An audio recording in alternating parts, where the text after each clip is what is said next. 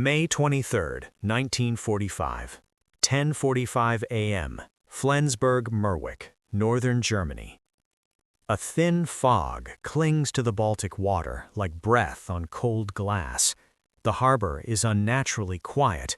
No sirens, no engines, no flags snapping in the wind. Just the low creak of moored vessels and the sound of boots on wet concrete. Inside the red brick Naval Academy, overlooking the fjord, a man in a neatly pressed Kriegsmarine uniform stands at attention. Grand Admiral Karl Dönitz, commander of Germany's U-boat fleet, Hitler's chosen successor, the last head of the Third Reich. You can almost feel the tension in the room, the air heavy, stale, final. Papers lie stacked on a polished table. Orders, memoranda, signatures meant to give the illusion of a functioning government. Outside, Germany is rubble. Inside, the war is already over. And now the British have arrived. Rear Admiral Hugh Vivian Mackenzie steps forward, flanked by armed soldiers. No shouting, no dramatics, just a folded document and a sentence that ends an empire. By order of the Allied Supreme Command, you are under arrest. For a moment, nothing moves. Dönitz doesn't protest. He doesn't reach for a weapon. He simply nods, slowly, as if he's been waiting for this exact second. Because in many ways, he has. This is not just the capture of a man. This is the moment Germany's future quietly changes direction. Only 3 weeks earlier, Dönitz had been sitting in a bunker in Plön, staring at a radio message that felt unreal even as he read it. April 30th, 1945, Berlin. Adolf Hitler is dead. The Führer's political testament names Dönitz as Reich president, not a Nazi ideologue, not a firebrand speaker, but a naval officer, a technician of war, a man who believed discipline and order could still mean something amid total collapse. The choice is deliberate. Hitler knows Berlin will fall. He knows the Reich will not survive, but he wants control over how it ends. Dönitz understands this instantly. And so, instead of calling for continued resistance, he makes a calculation that will define everything that follows. He moves what remains of the German government north, away from the Red Army, toward British lines, toward Flensburg. By early May, the so-called Flensburg government is a ghost regime. No territory, no army worth a name, no legitimacy beyond Hitler's last signature. But it still issues orders. Dönitz's priority is singular: save as many Germans as possible from Soviet captivity. German troops in the east are told to fight just long enough to retreat west. U-boats receive coded signals to cease attacks on British and American shipping, quietly, selectively, without formal surrender. It is a dangerous gamble. And it works. Hundreds of thousands of soldiers and civilians flood toward Allied lines, laying down their weapons to the British and Americans instead of the Red Army. Each hour Dönitz delays full capitulation, more lives slip through the narrowing corridor. To him, this is not defiance, it is duty. But the Allies are watching closely. To them, Flensburg is not a humanitarian operation, it's a potential Fourth Reich in miniature, a continuation of Nazi command structures under a new name. And that cannot be allowed. On May 7, 1945, in Reims, General Alfred Jodl signs Germany's unconditional surrender to the Western Allies. A day later, in Berlin, the surrender is ratified before the Soviets. The war in Europe is over. Yet in Flensburg, Dönitz still holds meetings, still issues directives, still speaks as head of state. It is a thin line between administration and illusion, and the British intend to erase it. The arrest is swift, clinical, almost polite. Dönitz is informed that his government is dissolved. His ministers, Albert Speer, Lutzgraf Schwerin von Krosigk, senior OKW officers, are taken into custody one by one. There is no last speech, No defiant gesture, just the quiet removal of the final symbol of Nazi authority. As Dönitz has led away, he passes a window overlooking the harbor. British warships sit at anchor where German vessels once ruled the sea. For a man who built his life on naval power, the image is devastating and clarifying. Most histories end the story here. The Reich collapses, the leaders are arrested, justice follows. But this capture is not an ending, it is a hinge point, because what happens after Dönitz is taken into custody will shape how Germany understands guilt, responsibility, and obedience for generations. In the coming months, Dönitz will stand trial at Nuremberg, seated just feet from men like Keitel in Ribbentrop. He will defend himself not as a Nazi, but as a soldier, arguing that he followed orders, that naval warfare obeys its own laws, that discipline is not ideology. And the court will listen, uneasily. The verdict they reach and the sentence they impose will send a message far beyond the courtroom walls, a message that will echo into the founding of West Germany, the structure of the Bundeswehr, and the moral framework of a nation trying to rebuild without forgetting. But none of that is visible yet. For now, all that exists is a foggy harbor, a silent academy, and a captured admiral who believes, perhaps sincerely, that he acted in Germany's best interest until the very last moment. Was he a criminal? A pragmatist? Or the first architect of Germany's post-war survival? The Allies are about to decide. November 20th, 1945, 9:02 a.m., Palace of Justice, Nuremberg. The courtroom smells faintly of damp stone and cigarette smoke. Heavy wooden benches creak under the weight of journalists, translators, and military observers packed shoulder to shoulder. Above them all, under harsh electric lights, sits a long row of men who once commanded continents. Karl Dönitz is seated third from the end. He wears civilian clothes now, no medals, no insignia, just a dark suit that hangs stiffly on a frame accustomed to uniforms. His posture is rigid, naval even, back straight, hands folded, eyes forward. You can almost feel the calculation behind his stillness. This is not a man waiting for forgiveness. This is a man preparing to be judged on principle. The prosecutor begins without drama. He speaks of unrestricted submarine warfare, of merchant ships sunk without warning, of sailors left to die in freezing Atlantic waters, of orders that made no distinction between combatant and civilian. When Dönitz's name is spoken, heads in the gallery tilt forward. Unlike Göring, bloated, theatrical, or Ribbentrop, nervous and brittle, Dönitz does not react. He does not flinch. He does not deny the facts.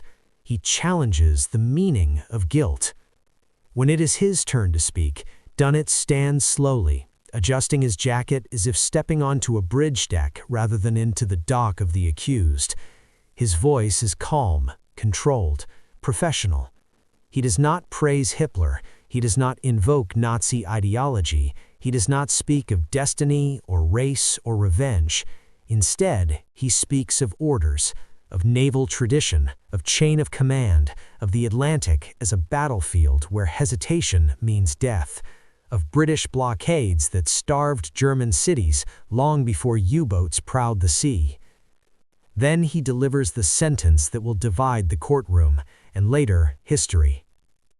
If I am guilty, then so are the admirals of every navy represented here. A ripple moves through the room, because Dönitz has touched something dangerous.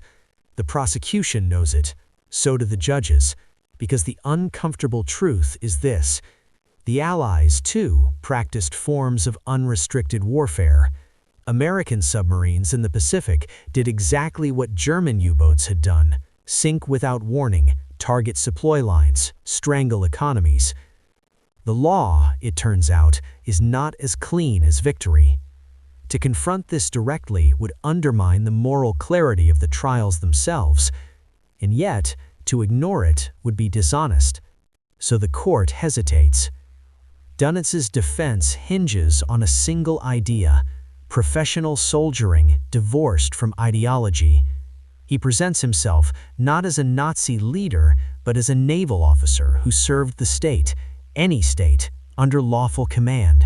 He claims he never joined the Nazi Party, that he never attended ideological meetings, that his world was steel hulls, sonar pings, and Atlantic swells, not concentration camps or racial doctrine. And in one sense, he is telling the truth. Dönitz was never part of Hitler's inner circle. He did not sit at the table when genocide was planned. He did not design camps or Einsatzgruppen. But he also never resisted, and that silence hangs over the courtroom like a second accusation. Witnesses are called, documents are produced, orders bearing Dönitz's signature are read aloud, cold technical language that speaks of tonnage sunk and patrol zones expanded, numbers replacing human lives. The judges listen intently. This trial is no longer just about one man. It is about whether obedience itself can be a crime. Outside the Palace of Justice, Germany watches in fragments. Radios crackle in ruined apartments. Men and women gather in cellars and makeshift cafes, listening not with pride or rage, but exhaustion. They hear Dönitz speak, and for many, something resonates. He sounds like them. Not like Hitler, not like Goebbels, but like the millions who followed rules, filled forms, kept trains running, guarded perimeters, never asking where the tracks led. If Dönitz is guilty, then what does that make them? The judges deliberate for weeks. When the verdict finally comes, it lands like a carefully measured blow. Karl Dönitz is found guilty, but not on all counts. He is acquitted for crimes against peace. He is convicted for waging unrestricted submarine warfare. Sentence: 10 years in prison. No death penalty, no life sentence.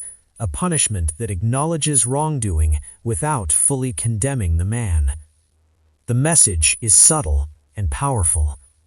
In the courtroom, Dönitz receives the sentence without visible emotion, no protest, no relief, just a slight tightening of the jaw. He is led away to Spandau prison, where he will serve alongside men like Speer and Hess, each carrying a different version of guilt. But outside, the verdict is already doing its work, because the Allies have drawn a line. They have punished excess, but they have spared the concept of disciplined obedience. This decision will ripple outward, into how West Germany is rebuilt, into how its new military will be structured, into how future officers will be taught to think about orders, responsibility, and loyalty. Dönitz becomes, whether he intends to or not, a boundary case, a living example of how far one can go and still be reintegrated into a new Germany. Not a hero, not a monster, but something more complicated. As the doors of Spandau close behind him, Dönitz believes his story is finished, that he has paid his debt, that history will move on. He is wrong, because the ideas tested in that courtroom, the separation of duty from ideology, the limits of obedience, the possibility of moral neutrality in war, are about to become the foundation of an entirely new German state, and they will do so quietly, not through speeches, but through policy. July 16, 1956, 6:30 a.m. Spandau Prison, Berlin. A steel door groans open, its hinges protesting after a decade of routine. Morning light spills across the stone floor of cell number 5, stopping at the polished shoes of a man who has learned to keep them spotless out of habit, not necessity. Karl Dönitz looks older now. His hair has gone fully gray, his shoulders are narrower, but when he stands, he does so with the same measured precision, heels together, spine straight, as if still answering a bosun's call. 10 years served. The sentence is complete. Outside the prison walls, Germany is unrecognizable. Dönitz steps into a country that has reinvented itself with astonishing speed. Ruins have become office blocks, ration cards have vanished, American cars fill streets once choked with rubble. The black market has been replaced by storefronts glowing with consumer optimism. This is West Germany, the Federal Republic, only 7 years old and already a frontline state in a new war. The Cold War. And suddenly, men like Dönitz matter again. Officially, Karl Dönitz is a private citizen. He holds no rank, commands no fleet, signs no orders. Unofficially, he is a repository of experience that cannot be taught in classrooms. NATO planners are studying Soviet naval doctrine. The Baltic Sea, once a German lake, is now a potential flashpoint between East and West. Submarines, once symbols of Nazi aggression, are again tools of strategic necessity. And there are only so many men alive who truly understand undersea warfare. Dönitz says little. He publishes memoirs, carefully worded, defensive, almost sterile. He frames his life as service to Germany, stripped of politics. The books sell modestly. They are not embraced, but they are not banned. More importantly, he is not shunned. This, too, is deliberate. West Germany is walking a tightrope. On one side lies the need to confront the past. On the other, the urgency of building institutions strong enough to resist the Soviet Union. The solution is neither total amnesia nor total condemnation. It is selective integration. Former Wehrmacht officers are screened, sanitized, and slowly brought back into advisory roles. Not the fanatics, not the ideologues, the professionals. Men who can be presented as technicians rather than believers. Dönitz fits the mold perfectly. No one invites him to the Bundestag, no one gives him a uniform, but his ideas circulate through naval academies, through defense white papers, through quiet conversations where phrases like operational lessons replace words like culpability. The Bundesmarine, the new West German Navy, will be built not as a successor to the Kriegsmarine, but as its corrected descendant, subordinate to civilian command, integrated into NATO command, bound by constitutional law, and trained above all to obey legal authority, not personal loyalty. This distinction matters, and it grows directly out of the Dönitz verdict. Young officers are taught about the war not as a saga of glory or betrayal, but as a case study of failure of restraint. They study submarine tactics, but also the courtroom transcripts from Nuremberg. They learn how easily technical excellence can be severed from moral judgment. Dönitz is rarely named outright, but he is everywhere. A cautionary presence, a proof that one can be competent, disciplined, and still wrong. In East Germany, the story is told very differently. There, Dönitz is simply a fascist criminal, no nuance required. The lesson is blunt. Capitalism breeds militarism, socialism prevents it. But in the West, complexity becomes policy. The state acknowledges guilt, but refuses to be paralyzed by it. And so, men like Dönitz are allowed to fade into private life rather than public disgrace. He settles in a small town near Hamburg, walks daily, writes letters, avoids interviews. When approached by journalists, he deflects with quiet professionalism. He never apologizes publicly, but he never defends Nazism either. To some, this is cowardice. To others, restraint.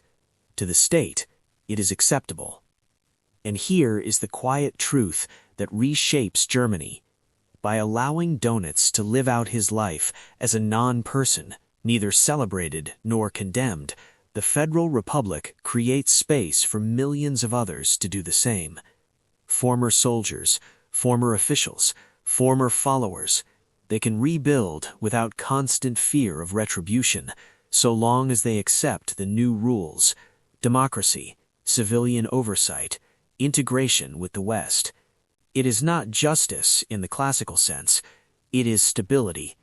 But stability comes at a price, because beneath this carefully managed integration lies an unanswered question, one that will surface again and again in student protests, parliamentary debates, and generational conflicts. If obedience can be excused, if professionalism can dilute responsibility, then where exactly does guilt end? Dönitz never answers that question, but Germany will spend decades trying to. And the struggle to define that boundary between duty and conscience will shape not just its military, but its national identity. The capture of one admiral becomes a template, not for revenge, but for reconstruction. And the consequences of that choice are still unfolding. March 2nd, 1960, 3:15 p.m., Kiel Naval Academy, West Germany. A bitter wind sweeps across the Baltic coast, rattling the iron railings of the Academy's parade ground. Cadets in crisp uniforms march in perfect alignment, their boots echoing against cobblestones slick with rain. The air smells of salt, diesel, and the faint tang of discipline. Inside the lecture hall, a retired officer delivers a lecture on submarine tactics during World War II. He references maneuvers, patrol zones, and torpedo calculations. Names of commanders appear on slides, names of men who once struck fear into the Atlantic. And in the margins, quietly, the name Dönitz lingers. Not as a hero, not as a monster, but as a teacher. Because while he never set foot here, his influence is everywhere. The Bundesmarine, Germany's new navy, is not merely a recreation of the Kriegsmarine. It is a reformed institution, designed to prevent repetition of past mistakes. Civilian oversight is absolute. Orders are codified. Legal counsel is embedded into operations. Obedience is expected, but only under lawful command. And yet, the lessons of Dönitz's command are studied rigorously. Cadets learn about initiative under orders, about the moral dilemmas that arise in war, about how a man can execute plans flawlessly and still be morally culpable. You will obey, instructors tell them, but you will also question. It is a subtle but profound shift. Meanwhile, Dönitz himself lives quietly, aware of his indirect influence. His memoirs are read by students, debated in officer clubs, and cited in strategy manuals. Each paragraph is dissected: which decisions were practical, which were legal, which were morally questionable. In the streets of Hamburg, in West German newspapers, his name sometimes appears, sparingly. Letters arrive from former sailors. Some seek absolution, others confrontation. He responds politely, sometimes not at all. The world has moved on, but the shadows of his decisions linger. And the political ramifications are no less significant. Chancellor Konrad Adenauer is building a nation from rubble. The Cold War looms. NATO demands a military that is strong, professional, and, above all, reliable. In this context, the Allies' treatment of Dönitz becomes a blueprint. Punish excess, recognize professional limits, integrate the experienced where useful, avoid ideological purges that cripple expertise.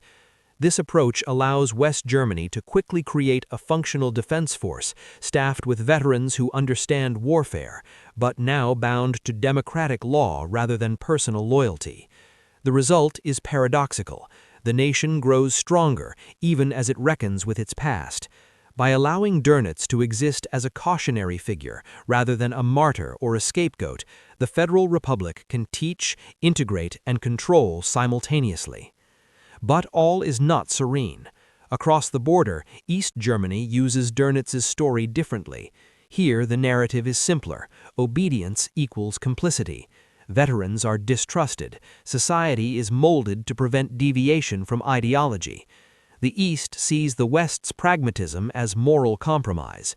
And in West Germany, students occasionally question the choice to temper justice with utility. Protest movements in the 1960s challenged the older generation. Why were some men reintegrated while others were condemned? Why did obedience excuse so much? The answers are never simple. They reside in the silent corridors of the Bundesmarine, in textbooks, in lectures, and in the lives of men like Dönitz. By the time Dönitz dies quietly in 1980, aged 89, his story has become more than biography. It is a lens through which Germany examines itself. How much loyalty is too much? How does obedience intersect with conscience? Can a nation rebuild without fully punishing the past? The capture of one man in May 1945, the admiral who once commanded the Atlantic, has shaped not just trials in textbooks, but the very framework of a nation. His arrest, his trial, his prison sentence, and his quiet post-war life are threads woven into the moral and institutional fabric of modern Germany. And the questions his life raises will outlast him. They will echo in parliaments, military academies, and classrooms for decades. Because history does not forget how easily professionalism can become complicity, and how carefully a nation must balance justice, utility, and reconstruction. Germany has rebuilt.